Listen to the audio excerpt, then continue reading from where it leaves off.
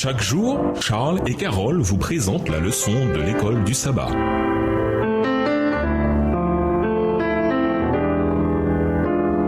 Bienvenue dans votre émission. Dieu nous parle. Nous voilà à la leçon de lundi, d'esclave à fils.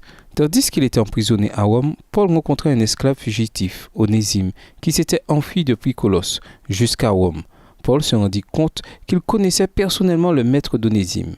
L'épître à Philémon constitue l'appel de Paul à son ami concernant une relation restaurée avec l'esclave en fuite. Les relations étaient importantes pour Paul. L'apôtre savait que des relations brisées nuisent à la croissance spirituelle et à l'unité de l'Église.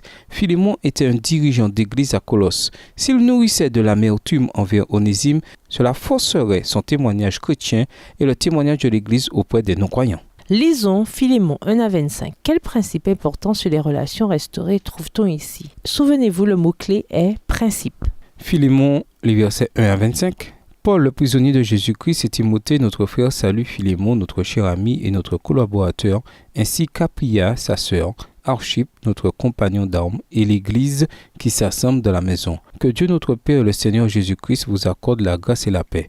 Je ne cesse d'exprimer ma reconnaissance à Dieu lorsque je fais mention de toi dans mes prières, car j'entends parler de l'amour et de la confiance que tu as envers le Seigneur Jésus et envers tous ceux qui lui appartiennent. Je demande à Dieu que la solidarité qui nous unit à cause de ta foi se traduise en actes et qu'ainsi tout le bien que nous t'aurons amené à faire pour le Christ soit rendu manifeste.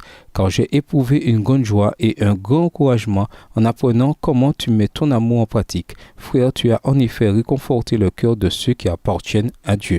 Verset 8, c'est pourquoi, malgré toute la liberté que le Christ me donne de te prescrire ton devoir, je préfère t'adresser cette demande au nom de l'amour, étant ce que je suis, moi Paul, un vieillard et de plus, maintenant un prisonnier à cause de Jésus-Christ. Je t'adresse cette demande au sujet de mon enfant, Onésime, dont je suis devenu le père spirituel ici en prison. Autrefois, il t'était inutile, mais maintenant il est utile, à toi comme à moi. Je te le renvoie donc, lui qui est devenu comme une partie de moi-même.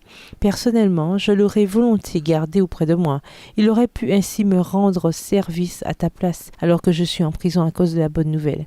Je n'ai cependant rien voulu entreprendre sans ton assentiment pour que le bienfait que tu m'aurais ainsi accordé ne soit pas forcé, même en apparence, mais entièrement volontaire. D'ailleurs, qui sait, peut-être Onésime a-t-il été séparé de toi pour un temps, afin que tu le retrouves pour toujours. Non plus comme un esclave, mais bien mieux qu'un esclave, comme un frère très cher. Il l'est tellement pour moi, combien plus le sera-t-il pour toi en tant qu'homme et en tant que frère dans le Seigneur. Par solidarité envers moi, accueille-le comme s'il s'agissait de moi-même. Si tu as été lésé par lui ou s'il te doit quelque chose, porte cela sur mon compte.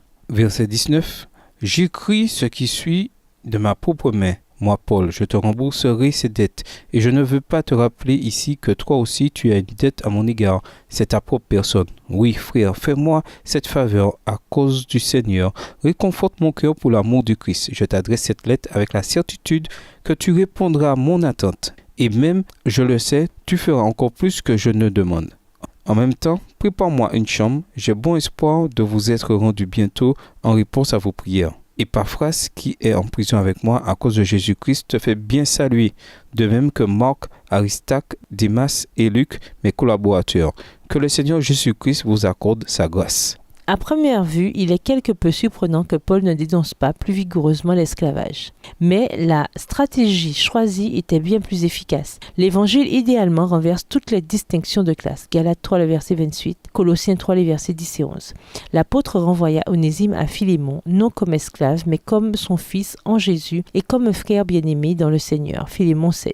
Paul savait que les esclaves en fuite avaient un avenir peu réjouissant. Ils pouvaient être appréhendés à tout moment. Ils étaient voués à une vie de misère et de pauvreté. Mais à présent, en tant que frère en Christ de Philémon et ouvrier enthousiaste, Onésime pouvait espérer un meilleur avenir. Avec Philémon, il pouvait être assuré d'avoir nourriture, gîte et emploi. La restauration d'une relation brisée pouvait faire une différence spectaculaire dans sa vie. Il devint le frère bien-aimé et digne de confiance. Colossiens 4, le verset 9. Paul était tellement fervent, tellement insistant dans sa volonté de les voir réconciliés qu'il était disposé à résoudre personnellement toute question financière qui aurait pu faire obstacle entre les deux croyants. Comment les principes de l'Évangile présentés ici peuvent-ils vous aider à résoudre les tensions et même les ruptures que vous avez dans vos relations? En quoi ces principes empêchent-ils la dégradation de l'unité de votre église locale? Et nous vous laissons avec la question du jour. De quelle façon vous faut-il grandir pour pouvoir imiter les idées de pardon et d'unité et ainsi être une lumière pour le monde? Au revoir. Et à demain si Dieu veut. Dieu nous parle. Chaque jour, Charles et Carole vous présentent la leçon de l'école du sabbat.